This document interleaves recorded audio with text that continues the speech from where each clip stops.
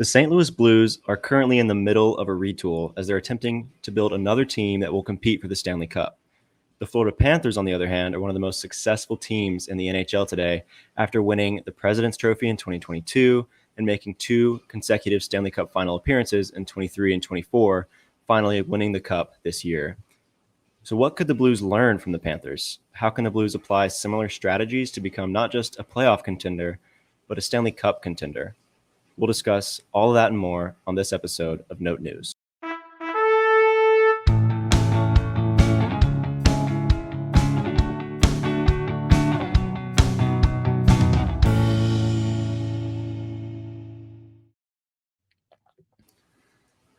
I don't think we have discussed it on the pod yet, but Alec won the inaugural Note News Stanley Cup contest by picking the Florida Panthers.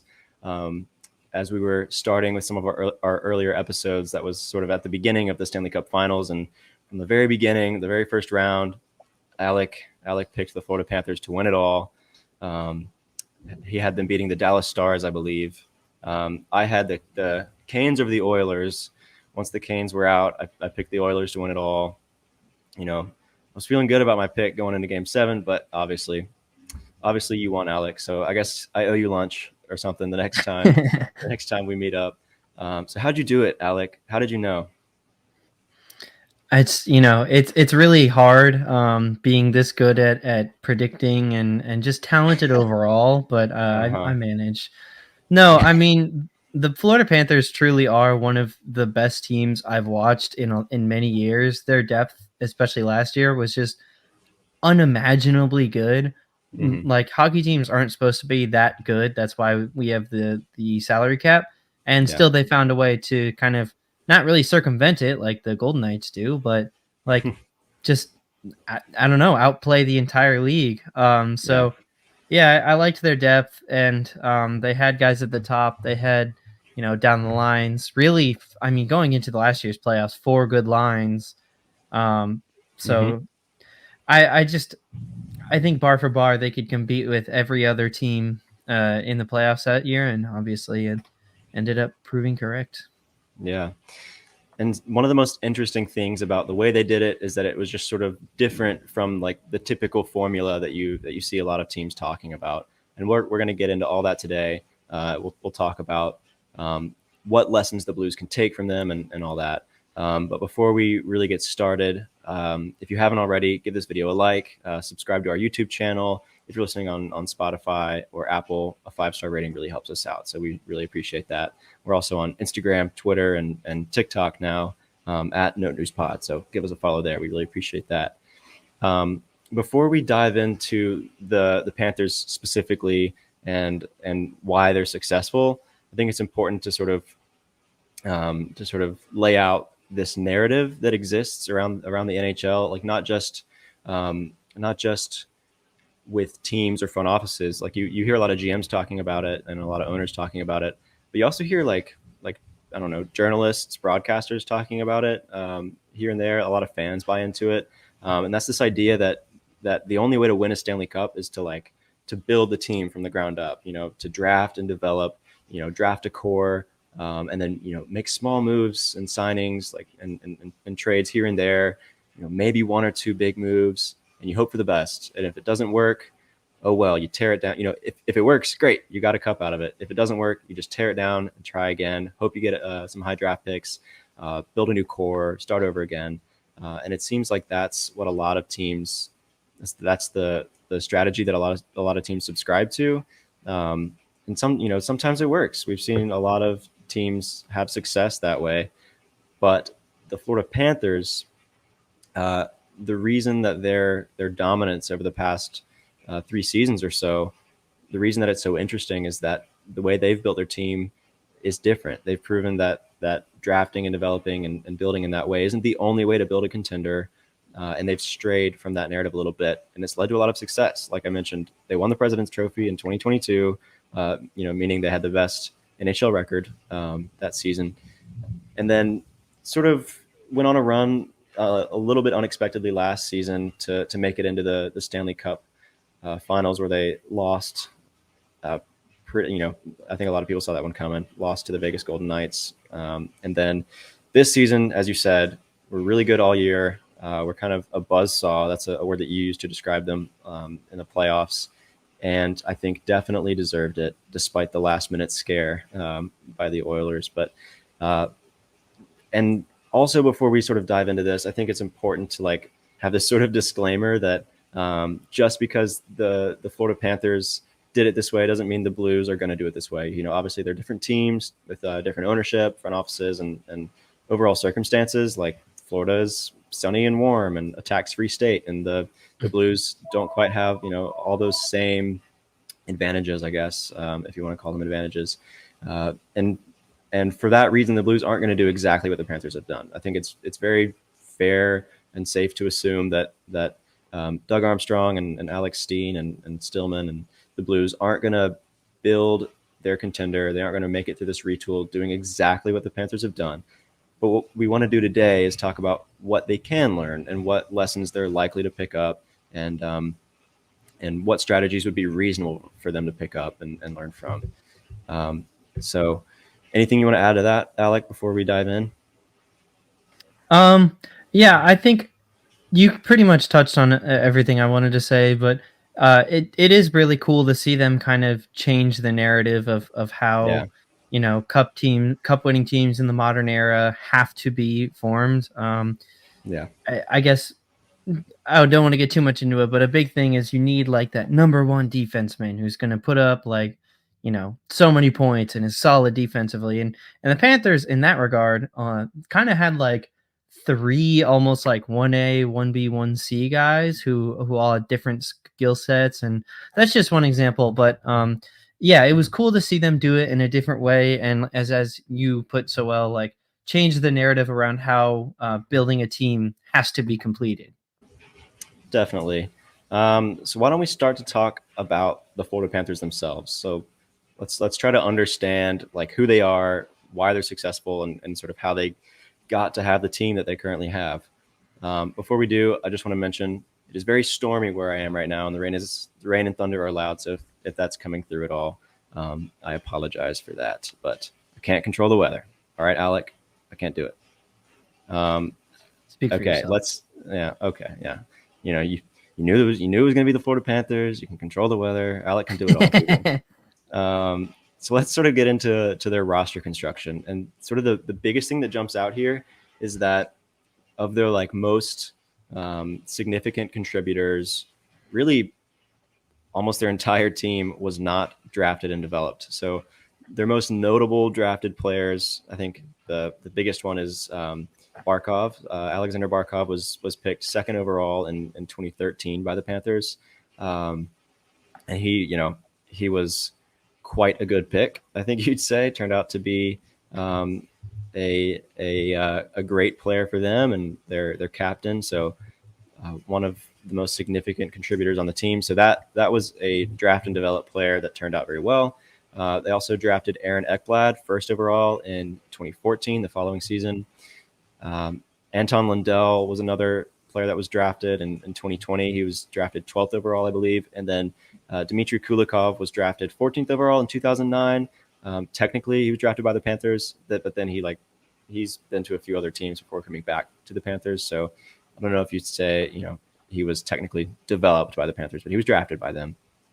Fun fact, actually. Yeah. So you said Ekblad was first overall in 2014, second overall to the Buffalo Sabres, Sam Reinhart. There you go. Was Leon Draisaitl in that draft class? The next pick, yeah. Yeah. So and following that was Sam Bennett. So okay, yeah, there you go. The top four all in the Stanley Cup final this year. Yeah, that was a pretty good top of the draft there. I think the most interesting thing about, as I said, about the Florida Panthers is that's like pretty much it as far as players that were drafted by them and and developed by them. Beyond that, it's pretty much all been free agent signings, some bigger than others. A lot of notable trades that we'll get into.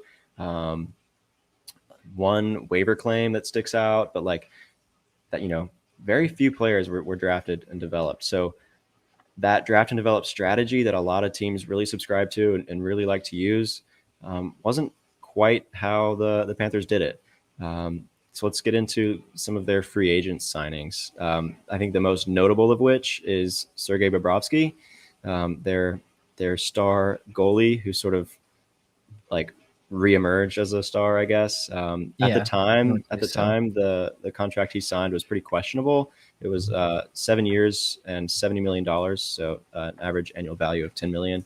But he's shown it was worth it, right? Like that was, looking back now, it was a pretty good deal. He was uh, the Conn Smythe favorite until the Oilers and McDavid went on a run. So I think they would, go back and do it again, right? Like I don't think they uh, would redo how they did that. Some might say he's the reason that they were able to compete with their in-state rivals too. Famously, Oh 2019, the Columbus yeah, Blue Jackets swept the Lightning in the first round, which kicked off their revenge tour of back-to-back cups. very good. And that was after that is when Bobrovsky signed with the Panthers. Panthers didn't lose to in the past 3 years at least, haven't lost to Tampa, and I don't think they played in 21. But anyways, Yeah. Some other free agent signings. I think like the most notable other free agent signing was Carter Verhaeghe, and that one like at the time was like a little more fringe. Like it wasn't that big a deal, but it has proven to be like a great signing by the Panthers. They also signed Evan Rodriguez in free agency. It was a 4-year contract. And he's a player that has provided some decent offense, especially in the Stanley Cup Finals. He's really good on the power play as well. So that's the sort of role that he has occupied, sort of that veteran depth for sure for the Panthers. Is there anyone I'm missing in free agency that is sort of a notable contributor? I mean, not since some of the guys they've reacquired, but Right, right. Um, in terms of like the rest of their team, I I'm guess trying to think. Rodriguez I think was a UFA signing too, Yeah, and he was you know he played his role. He was critical in their cup run actually, but yeah, I would say in the regular season he was okay, which I think yeah, Penguins fans were used to that as well. He was yeah. okay.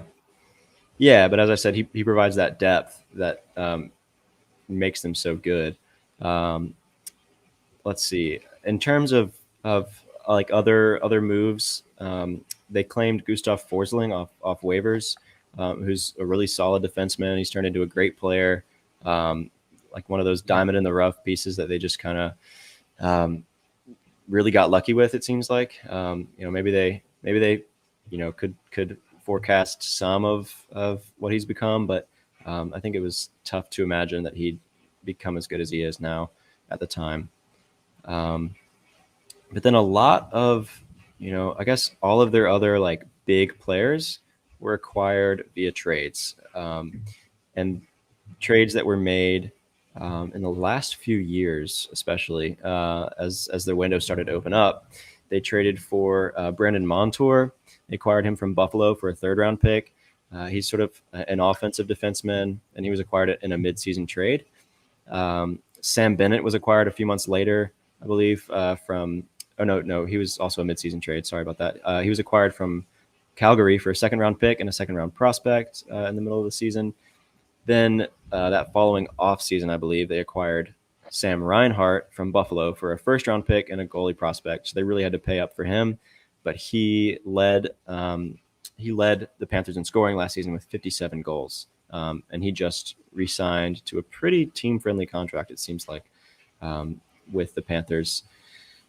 They also, the big one in terms of Mm-hmm. like the most notable trade package is Matthew Tkachuk, who they acquired from the Calgary Flames for Jonathan Huberdeau, who was a 100-point forward, I believe, in the previous season, as well as defenseman Mackenzie Weegar, who was one of their best defensemen at the time, another prospect, and a first-round pick in the 2025 draft, which was a huge package. And so the situation with Tkachuk was that he wanted to leave Calgary, right? And so teams were sort of like lining up to to try and acquire him.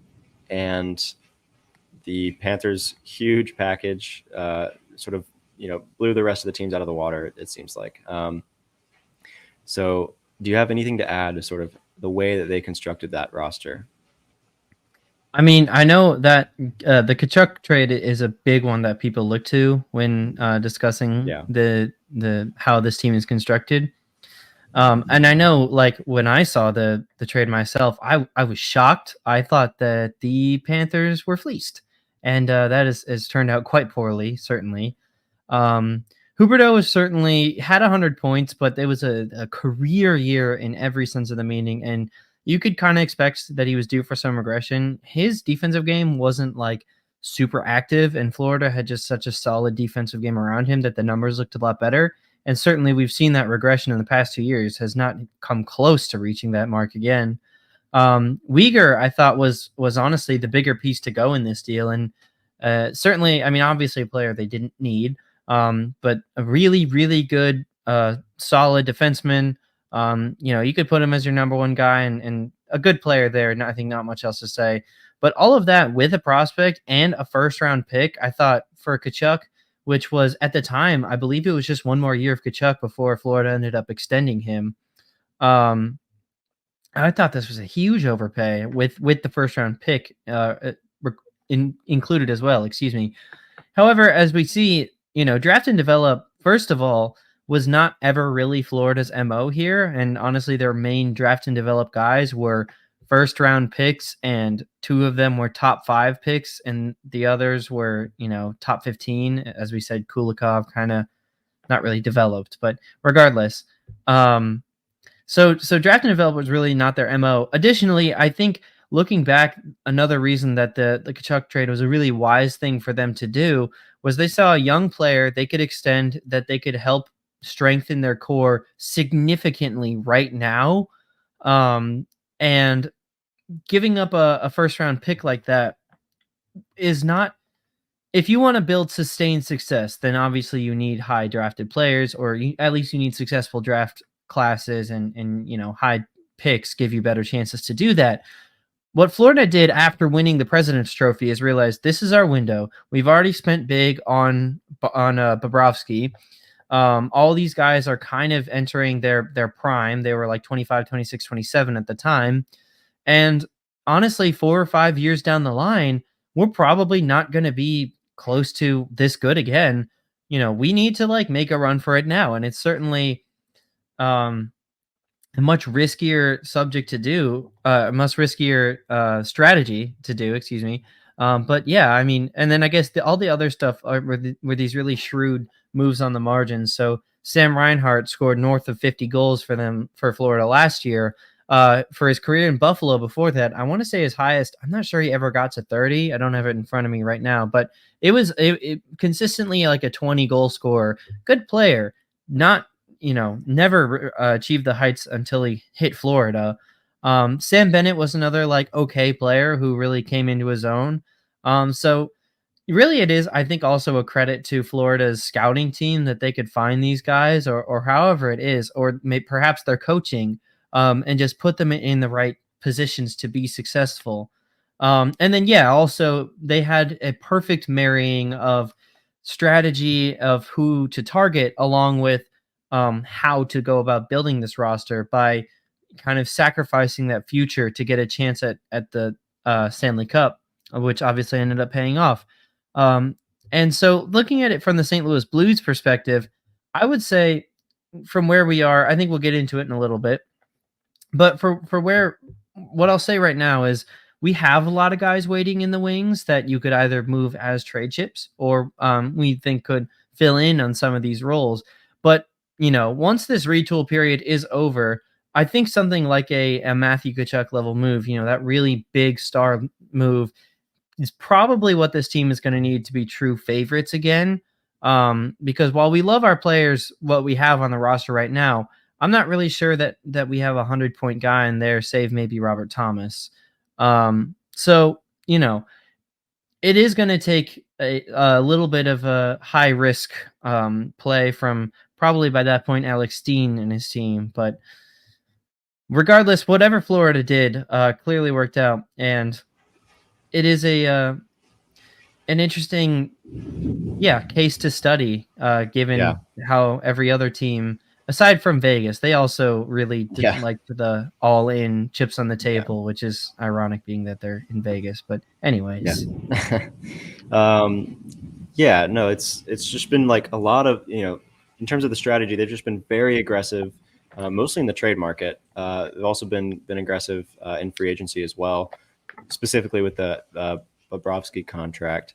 Do you think, knowing sort of, I mean, I guess it might be like a dumb question since they got a cup out of it, but like going back, looking through mainly like the trades and the free agent signings, do you think they would change anything about how they did it, either like the money they used to sign Bobrovsky, or like the years that they signed him for, or maybe like, do you think they would have changed, looking through, like anything about the packages that they gave up to acquire Montour, Bennett, Reinhart, or Kachuk?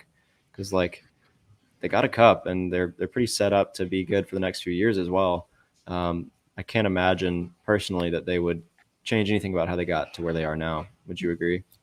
yeah, I mean, I think anytime you win a cup, you can't say you lose a trade if they're an Yeah, important part of, or in our case, like I don't think you could say that moving to off Tage Thompson was a bad move because we got our Conn Smythe winner. yeah, That's just a take I have in general. I mean, you sure, could nitpick with some of the packages. I'm not sure you had to give up a first to get Reinhardt, but yeah, guaranteed to get him. Same way, I'm not sure you had to give up that first to get Kachuk, and or save Uyghur, add in a first and a couple more picks. Um, Maybe, but yeah, given that it did end up winning them the Stanley Cup, I'm not sure that they would be really regretting any of it. I do think the one thing that they were really shrewd about all of this is the timing of when they made the moves, and then also their foresight to extend these players before before Reinhardt had his 57 goal season. They signed him for I want to say it was like a 3 or 4 year deal or something, at sort of middling costs, around like between, depending on the player, between 3 to 6, maybe probably not 7 million for any of these guys, but upwards of a high 6 million AAV deals for 3 to 4 years. It's half a chance of half a deal of see what you got, and hopefully it works out. And if it does work out like it did for the Panthers, I mean, it just sets you up in such a good spot cap wise to make another move of that magnitude. So it's kind of like the I know you and I are both big baseball fans, so I'm sorry, listeners, if any of you don't get this, but it's almost like the Atlanta Braves strategy of sign these guys for longer deals when they're still young and have a little bit to prove. There is risk involved with that. Obviously, if they just bottom out, it's going to be really hard to move off their contracts. But I think Florida trusted in their coaching staff, and getting these guys early and before their big point totals was really what helped put them over the top, I think. yeah, totally. Having that long term plan in mind. Um, Adding on to that strategy that you just mentioned of focusing on like the young players and the growth that they can show and what they can become.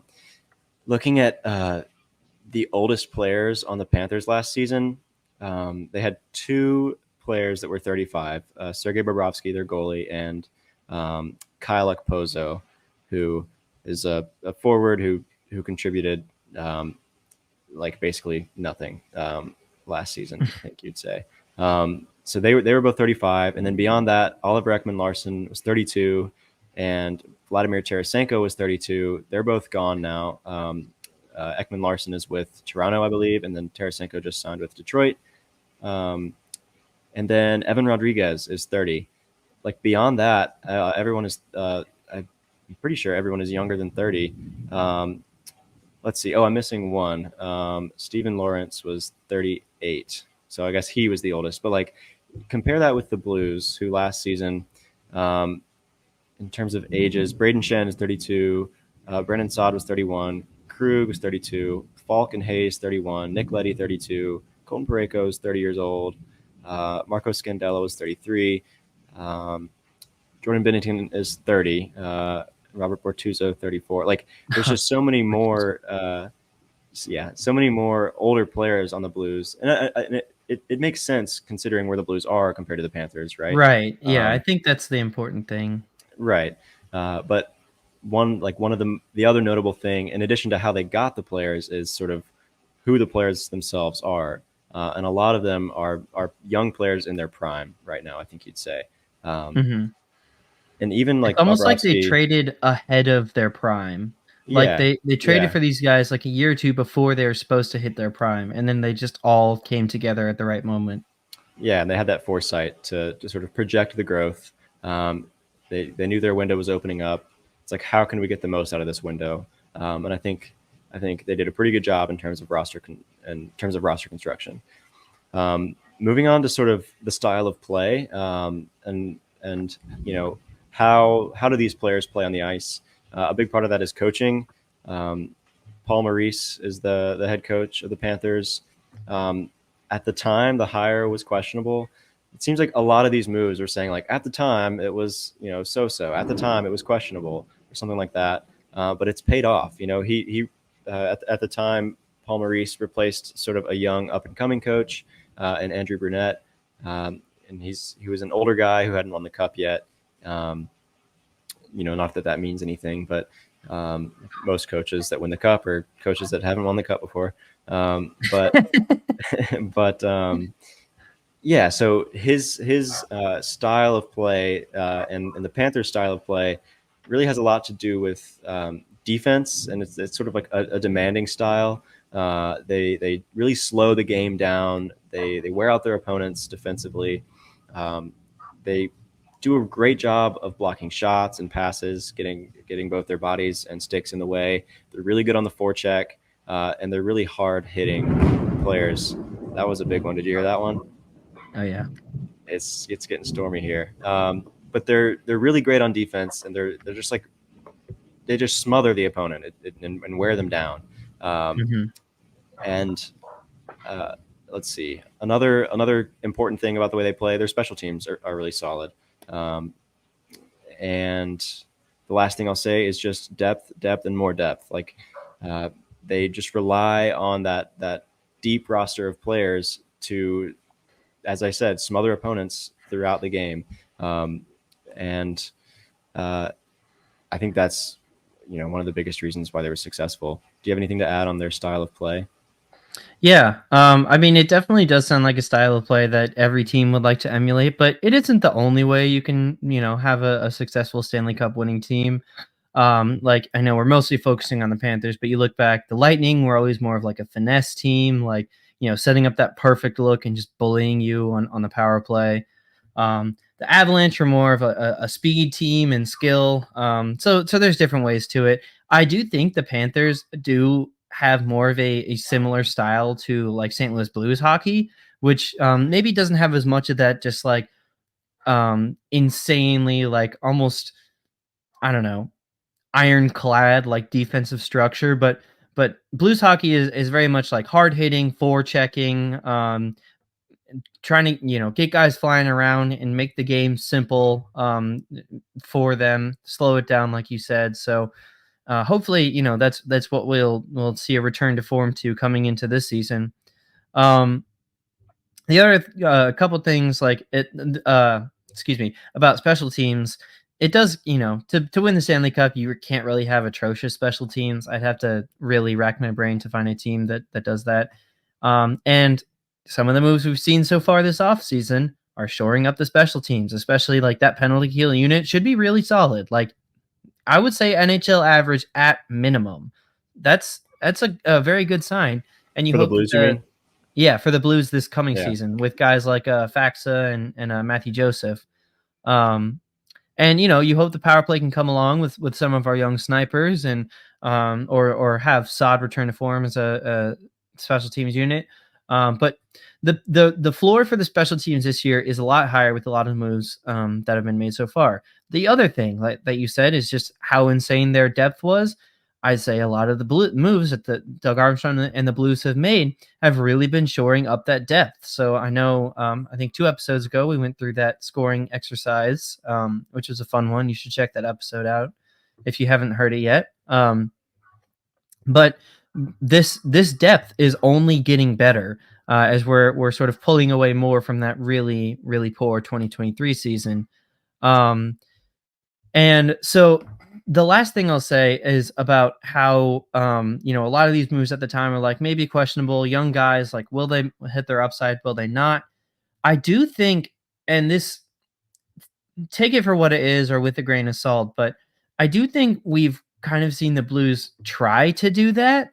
But if you can't get the move done, then it kind of doesn't matter. But I'm thinking back to the when Torrey Krug almost got traded to Philadelphia. The return was supposed to be Travis Konechny. Now Travis Konechny is one of the young burgeoning stars of the game and due for a big contract.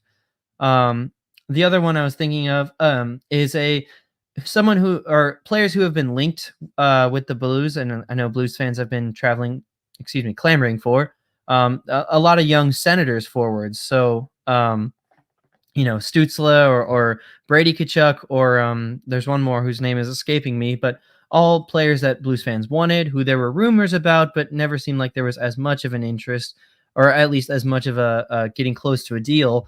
And the Panthers did for these deals, they had to pay up. So getting someone, like a Stutzla or a Brady Tkachuk would require like a first round pick. But that would be a move, something akin to like the Sam Reinhart move. So I'd say the Blues are recognizing what they need to do. It's just they haven't yet pulled the trigger on it. So you can't really give them all the credit in the world if they haven't gotten the move done. But I think there's something to be said there. And the other part of that is making sure to extend them when they do land in St. Louis. But I think there's promising signs from the front office that they recognize and are trying to make those moves on the margins. Yeah, I'd agree. One thing that before we start to talk more about the Blues, one thing that I like about what you said is how, the Panthers had their style, and that was the depth and sort of that defensive like smothering. And other teams have their own style, but I think when the Panthers were most successful is when they stuck to their style of play.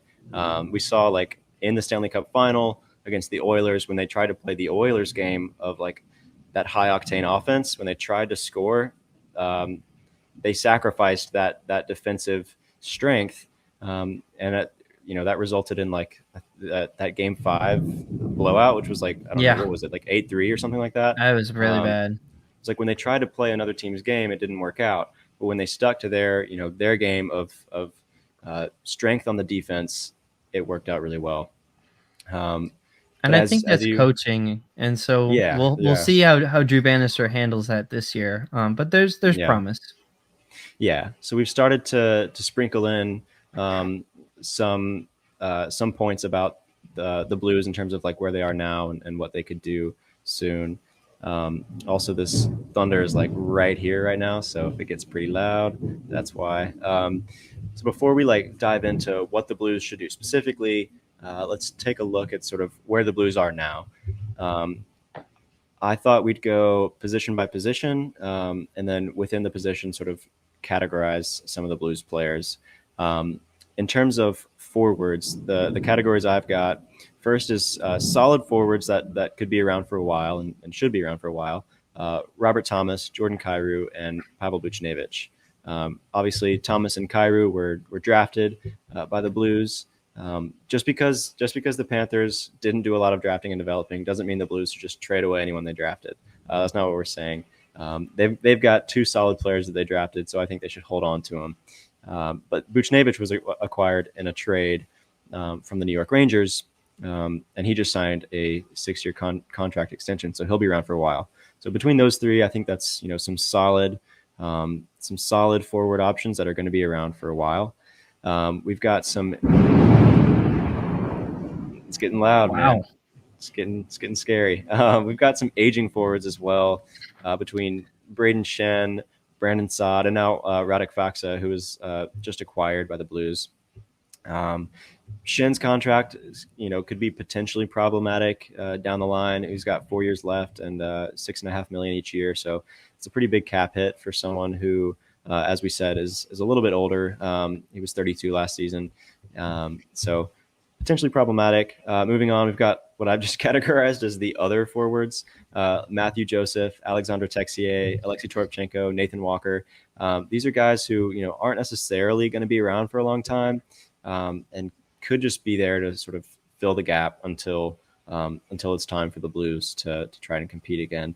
Like there's a chance that Texier could show some growth and could become part of the long-term plan, or could be a more significant asset. But I think for now he's safely nestled in that other forwards category.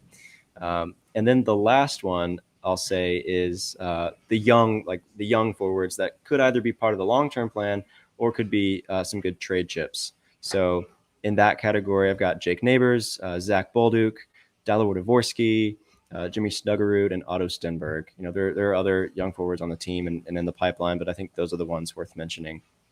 Anything you want to say sort of about the forwards before we talk about some other positions? Less about the forwards, more about the bravery of my co-host here, putting it all on the line for the podcast.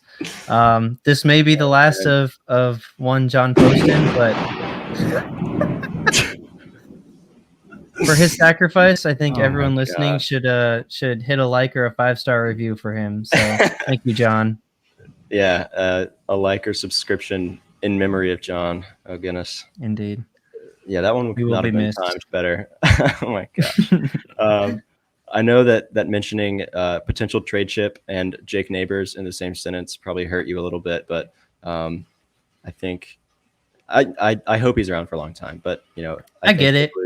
The Blues shouldn't be like shouldn't be a team that holds onto their prospects or their youth so tightly that they don't improve elsewhere where they really need to.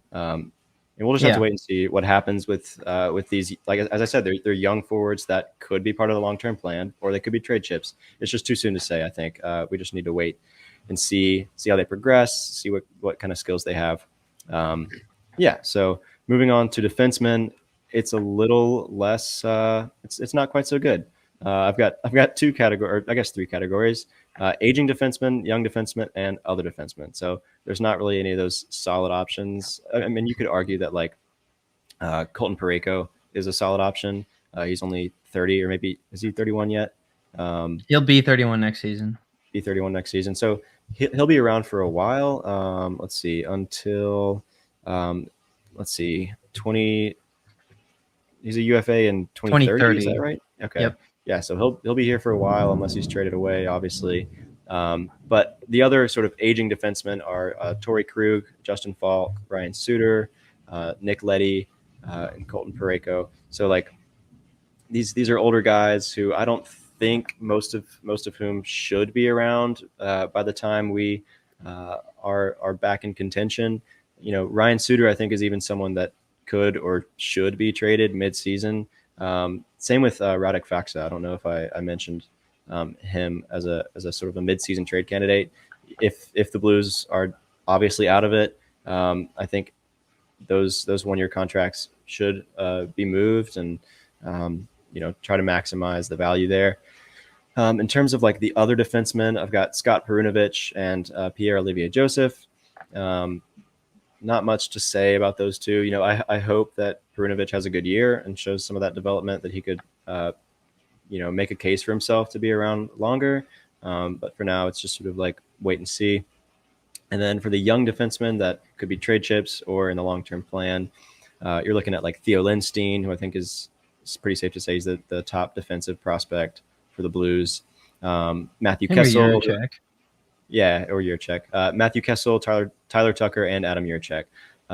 So obviously, when you compare forwards and defense, as we well know, there's definitely some room for growth on the defense. Some room for improvement there. So that's sort of where the defense is now. And then goaltending, pretty solid. Definitely pretty solid last year. Could be solid for the next few years between Jordan Bennington and Joel Hofer. Not much to say other than they had a great year, and I hope they continue to have good years. Jordan Bennington could become like the kind of player that is a trade piece. We were mentioning like maybe they should trade him to the Devils for a first-round pick before the draft. He just had a good year. Gold. I think for those listening, we lost my co-host here. It looks like the storm has finally claimed him. So after that brief moment of silence, he will be missed. But Note News can power on. A few moments later. All right, after some technical difficulties, I am back. The storm cut my Wi-Fi for a few minutes, but we're just gonna jump right back into it. We're really out here. I'm doing it all for the podcast, man. So where was I? The goaltending. The state of goaltending in St. Louis is, I would say, pretty good right now between Binnington and Hofer. I would imagine they'll still be good for the next few years. It's really hard to like predict and project goalie performance year to year.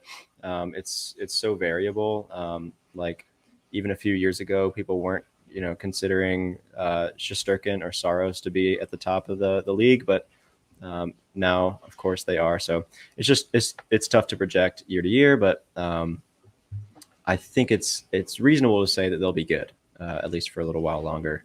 And then the coaching, obviously, Drew Bannister was just hired as the full head coach of the Blues. So we'll have to wait and see how the Blues perform under Bannister as the head coach and not just the interim head coach. He's got a 2-year contract. If you haven't like dived into Bannister's contract yet, check out I believe it was episode 2 of Note News, yep, where we broke down the Drew Bannister signing. So check that one out. So that's sort of the state of coaching. There's been some like assistant coaching moves lately with like Claude Julien. We'll have to wait and see what goaltending, or not goaltending, what coaching looks like in a couple of years when the Blues window is starting to open up. But for now, it's Drew Bannister. Alec, my question for you before we start to talk about what the Blues should do next is, how would you describe like the Blues play style right now? Like we talked about how the Panthers is their relies on their depth and their defensive strength. You mentioned like the Lightning and the Avs, and their different styles of play. Like, how would you characterize the way the Blues play now? And I guess my follow-up question is, do you project that style to remain as they start to improve and their window for contention opens up? What's your thoughts there? Yeah, I would say the Blues right now still do put a pretty big value on forechecking. I think specifically when we saw Drew Bannister take over last season, there was a lot more of an emphasis towards stronger neutral zone play, as well as more production off of rush chances. Both of those were really lacking in Berube's style. He was more set up and play it slow offensively, and then I don't know, defensively was kind of a mess. But Bannister, it seemed like they were able to play a lot quicker, both up and down the ice. Like I said, there was more production off of rush chances, 2-on-1s, the kind of thing. And then, yeah, the neutral zone, I finally was watching Blues hockey and didn't just feel like we were immediately going to lose it as soon as we crossed into the neutral zone and tried to make passes there. They still do kind of seem to lean a lot more on long stretch passes, often from like our defensive, around the goal crease and up into like the red line at half ice, or from like the back blue line to, well, I guess you can only dump it up to the front blue line. I don't know. Me personally, it seems like they've leaned on that a bit more in recent years, and I'm personally not a fan of that, but it did start to work for them finally. It seemed like they were communicating on the same page, so perhaps it could lean more into that, and that would also create a lot more rush offense. So it seems like they're trying to get faster and younger for the most part, while still like shoring up and doing enough defensively and also on special teams. Yeah, I think that's a pretty good characterization of how they're playing now, where they're at. Why don't we start to talk about what they should do moving forward? So how can the Blues build a contender is the big question. So they're in their current retool. I think it's, my goodness, all this lightning. I think it's safe to say that the retool last at least I don't know, 1 or 2 more years. Like one on the really high outcome side. 2 years seems like a reasonable number, um, and maybe three if it goes a little slower than they'd like. But it's at least going to be somewhere in the range of, I think, a couple more years. Um, their current cap space right now, they've got 7 million and 300,000 and some change dollars of cap space right now. That's some room to work with, and if they can move away from some bigger contracts, then that number will go up, and they can make some of these free agent signings that the Panthers did, and things like that. But before we talk about that, why don't we sort of talk about who the Blues currently have that sort of match up with the Panthers? That's sort of the way we're doing this, is comparing the Blues and the Panthers. And in terms of like equivalence or comparison, like really similar players, I think the big one is that Robert Thomas is really similar to Alexander Barkov. Um, Comparing their seasons offensively, last year Barkov had 80 points between 23 goals and 57 assists. Robert Thomas outperformed him, 86 points between 26 goals and 60 assists. So a really great season from Robert Thomas. Obviously, Barkov is a better player defensively. He won the Selke this year. Robert Thomas received some votes pretty far down ballot, like maybe finished like 14th or something, I want to say, and really showed some defensive improvements, and really sort of emerged as a 200-foot player, more so than he had in years prior. But defensively, he's not quite at Barkov's level, but offensively, he's definitely there. Another important thing is that Barkov is 28 years old, or was 28 last season, and Robert Thomas was 24 last season. So I think it's fair to even project some growth, either offensively, defensively, or hopefully both. So that's a pretty cool comparison, I think. I would say Buchnevich and Kyrou, those other solid forwards that we expect to be around a while, are pretty similar, or sort of in the range of Carter Verhaeghe and Sam Bennett. Verhaeghe finished with 72 points last year with 34 goals and 38 assists. Sam Bennett, 20 goals, 21 assists, 41 points. Comparing that with Kyrou and Buchnevich, Kyrou had 31 goals, 36 assists, so 67 points, and Buchnevich, 27 goals, 36 assists, 63 points. So it seems like Kyrou and Buch are sort of in that range for Hagee to Bennett in terms of forwards. So any other comparisons that you like, or you want to draw here between the Blues players and the Panthers players? I think just again picturing that window, like understanding there's a couple years in between now and then, you can kind of project a little bit of growth, and I don't know how far you want to go into it, but yeah, I mean Robert Thomas being that 1C, I think he is, yeah, as you said, right now very close to Barkov, and while I'm not sure Thomas will ever win a Selkie, I think he could end up being maybe a finalist, but definitely like upwards of top 10 defensively. We've only see him improve pretty exponentially. And then Kyrou also is someone who has really consistently taken a small step up each year. And so if he continues to just get a little bit better every year, which it's never going to be, it feels like for him, it's never going to be this huge jump into, superstardom, but he's a really, really good player that could easily be a great first line winger when the Blues are ready to compete for a cup. And then for Buchnevich, the biggest thing is hoping he doesn't fall off, but he's shown no signs of that, and he's already 30 years old. So I think it's safe to say that he's going to be around for a while. So that top end talent is pretty comparable. I think the only thing there about the top end talent is that lack of a Matthew Tkachuk type 100-point player, and that's really where, as we said earlier in the episode, making some sort of a big trade, I think, could really put this team over the top when they do want to compete for a cup 2-3 years down the line. But in terms of depth, in terms of other high end talent around that, I think there's a lot to like there, especially with some of our young forwards. Seeing who can pan out. Yeah, I totally agree. Before we talk a little bit more about that, like one that you mentioned to me earlier was that Brandon Saad seems like sort of a similar player to maybe Evan Rodriguez or Vladimir Tarasenko, and I would agree with that. But in terms of like the Blues returning to contention, I would expect them to sort of move away from Brandon Saad at that point. So maybe he'll have like a bit of a drop off by then. But I think that's totally a fair comparison with the state of the Blues today. Um, Moving on to sort of like what could some of these younger players become, like who, since we're talking about the Panthers, who do you think, like who do you project neighbors could profile as a similar player to, or maybe even Dvorsky, Snuggerud, or Bolduc?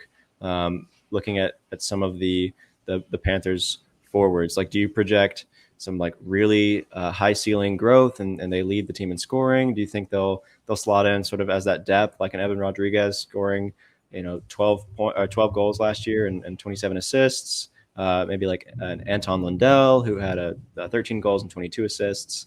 Sort of any comparisons you want to draw in terms of like play style that you see now from these young players and that you think would be reasonable to expect them to sort of get to on the Panthers. Yeah. I will start. I'll start like simple, reasonable, and then I'll kind of build to my like probably a hot take, but we'll get there. So, Dvorsky's a guy I've talked about a lot on this podcast, and just someone I'm so excited for. I love watching him every time I turn on the tape. I think projecting him as a baseline as someone like an Anton Lundell seems even a little low for him. So last year the Panthers 2C was Sam Bennett, and I do think that Dvorsky could end up being someone like a Sam Bennett. It might still take him some time to get there. So even then, predicting him to become someone like an Anton Lundell, I really don't think is that absurd of a claim to make at all. And just is a player with an offensive toolkit that you don't get to see very often. So I like him profiling in that middle six center role behind Thomas, of course. Snuggerud and Bolduc are two interesting players. I think they could fill in really nicely as two middle six wingers. Bolduc, you could be looking at someone like maybe a Lusterainen or someone else to fill in on their middle six, maybe even bottom six role. And then Snuggerud could also, honestly, also fits the profile of like a Lusterainen. Or like sometimes when they would kick Lundell up to the second line and have him play on the wing, someone of that ilk. Potentially like a Evan Rodriguez as well, although he was a bit older. But you hope it's someone who can maybe even fill, like you said, that Brandon Saad role, because I think the wise thing to do would probably be let Saad move on once his time is done on his current contract. Maybe he could fill in that role, which, as we already said, is similar to kind of a Rodriguez Tarasenko. I know we both have said we're really excited for what Lindstein could be. Could Lindstein make the jump and be someone like a Gustav Forsling? That seems a bit high. Same thing with an Aaron Ekblad. Maybe, maybe not, but maybe like a Kulikov could be. I Yeah. truly do strongly believe that he will be better than Nico Mikkola, who is someone I was frustrated with for many years. So I guess not a winger, but or not a forward, but someone I'm really excited for as well. And then probably projecting a little bit over here potentially, but hear me out. So everyone should know. Yeah, guess who I'm going to be talking about? It's going to be Jacob Neighbors. Obviously, it's going to Nick Leddy. Yeah. So what I'm going to say is the other piece of that Florida Panthers team that this team just doesn't have is a 57 goal scorer. And getting something like that is really like a one in there's a very few handful of players in the NHL who can do that. I do think Reinhart kind of overperformed his expected numbers quite a bit last year. I'm not sure anyone had him scoring 57 in coming into the season. But he did, and he was on a really good team. So credit to him. And maybe not to that level, but looking at Reinhardt's first year in the league, he scored 23 goals and had 42 points in 79 games. Neighbors, as we know, had scored 27 goals last year. So is putting up similar beginning of career numbers, and we're really only seeing the beginning of Neighbors' sort of career arc here. Like you said earlier, if it's someone that they move off of, I get it if it's a really, really big return. But it does feel like this is more the player you want to build around. And this is someone that Florida had to pay up a first round pick to acquire. And I do think it would take at least a first round pick to deal Neighbors away. So the pedigree is there. The early success is also there for both these players. And the goal scoring we saw last year, the ability is there. I do think Reinhardt's a bit more of a sniper, and Neighbors is a bit more of like a almost power forward type. So they don't exactly play the same game, but I still think he could fit into almost like a. And I'm not saying that he'll get this to that level, but almost like a Chris Kreider role on the Rangers. Saying that Neighbors will ever score 57 or 60 goals like Reinhardt and Kreider is too much. I'll admit that. But I do think the path is there. And mostly at his peak, I think Neighbors could score over 30 goals and maybe even over 35. And that's a really, really good piece. I've said it before, the sky's the limit for this kid. So, but that one is definitely more of a not a 90th percentile outcome. Again, I think that the team's really excited for his growth, and he could fit in as a top 6 winger who scores a lot of goals, and hopefully the team around him can also help him get, he can help them to achieve those heights. Yeah, I think you got your blue tinted glasses on a little bit for that one. But I mean, to your credit, he did score 27. So I think expecting like a 3-goal improvement to 30, completely reasonable. Yeah, even it was 27, right? I'm not getting that wrong. Yes. Okay. It was 27. Expecting that improvement to 30, completely reasonable and completely reasonable to expect it soon. And I don't think improving to like a 35-goal season is that out of out of the realm of possibility. And that's where you start to get excited about upside. But so I agree with you anyways. there. But Reinhardt's 57-goal season last year was a deviation from his norm. Like looking Absolutely. back and looking back over the past few years, moving back year by year, last year 31 goals, year before that 33, then 25, 22, 22, 25. So like he was solidly in that mid 20s and like low 30s range for and kept several steadily years. improving until he could play with an Alexander Barkov and a Carter Verhaeghe and a Matthew Tkachuk. So if we say that Thomas is going to incrementally improve, we say that Neighbors incrementally improves, and then if the Blues can get one more like impact winger for him to play with, I don't think 40 goals is out of the question. Not saying it's likely, but I don't think it's out of the question for Neighbors. I'd agree with you there. Yeah, put him on a line with Thomas, and that could be really cool to watch. All those assists, that would be a lot of fun to see. So what do the Blues actually need? So they've got some decent forward depth, it seems like. What do they actually need to acquire in order to become a contender? So just sort of moving quickly through the list, they really need like number 1 defenseman material. Most of where they can improve is defense, as we've said a lot. They need some offensive defensemen, I think, would be a big help. Not like they don't need to go get like Cale Makar or anything like that. That would be really cool. They just need someone to be able to provide offense from the blue line. They also need some center depth. They need like a number 2 center to slot in behind Thomas. Maybe Dvorsky could become that high level center. They also could use some wingers with more potential. And as we've mentioned before a few times, they've got a decent amount of high level scoring. As we said, they had 6 players score 20 plus goals last season. They just need scoring depth. It seems like they have addressed that. this past season, as we've also mentioned before. But where they're still lacking, where like a lot of these contending teams, what they have offensively that the Blues lack is that like top level goal scorer, like a Reinhardt or someone like that who can break out and score, more than 40 goals. The Blues just don't really have that, and so they need to either have one of their current players progress to that level, or they need to go out and get it. Yes, that's what the Blues need, I think, to return to contention. Obviously, they need goaltending, and we hope that Bennington and Hofer can continue to provide that. But if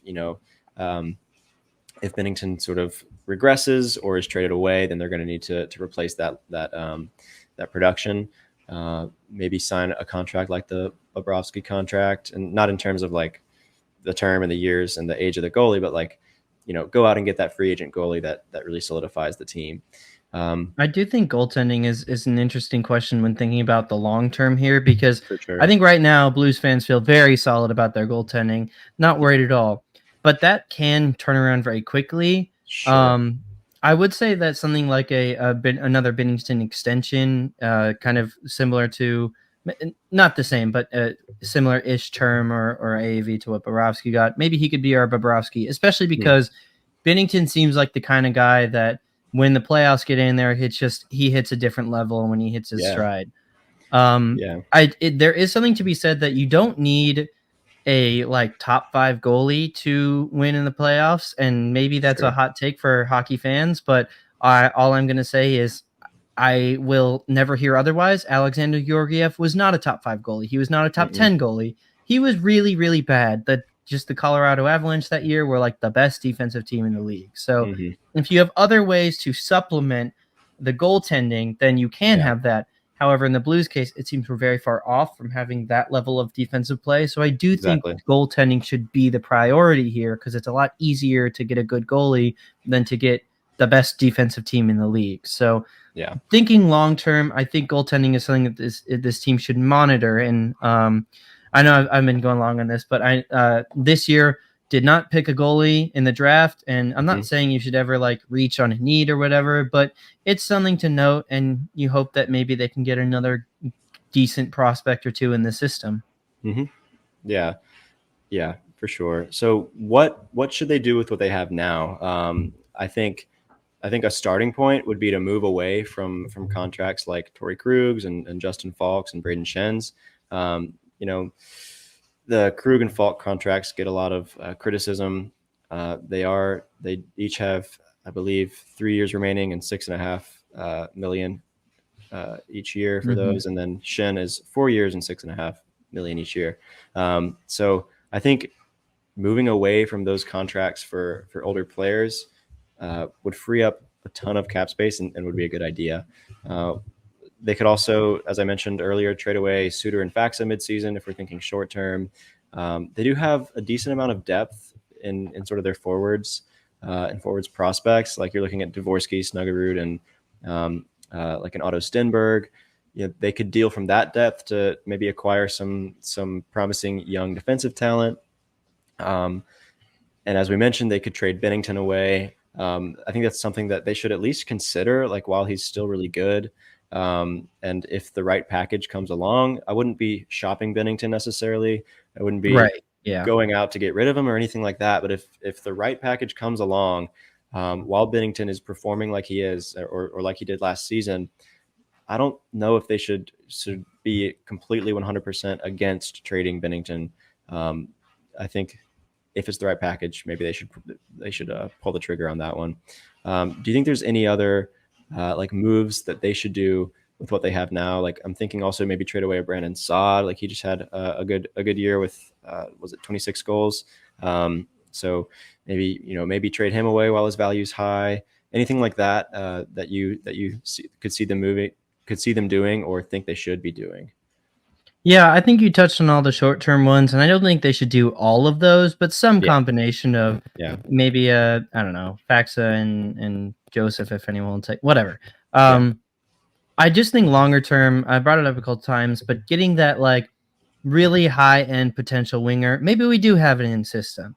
I would probably say that's not as likely.